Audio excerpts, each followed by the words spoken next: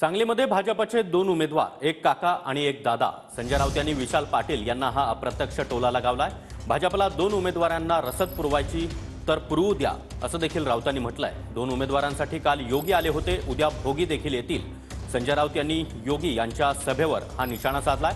तर महाविकास आघाडीमधील सांगलीच्या जागेबाबत शरद पवार यांनी देखील एक प्रतिक्रिया दिली आहे। सांगलीची जागा हे एकच उदाहरण आहे जिथे चर्चा न होता निर्णय झाला।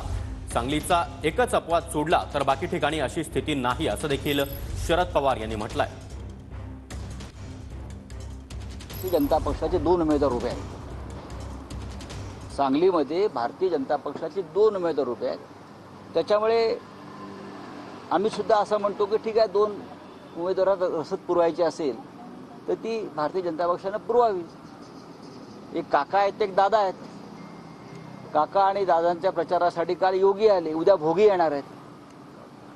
येऊ द्या ना, आम्हाला चिंता नाही। आम्ही आमच्या उमेदवाराचा प्रचार करतोय। आमची विमानं तपासा, आमच्या गाड्या तपासा, आमच्या खोल्या तपासा, काही हरकत नाही। सांगली एकच उदाहरण असं आहे की जिथं आमच्या चर्चा न होता निर्णय चर्चा झाली।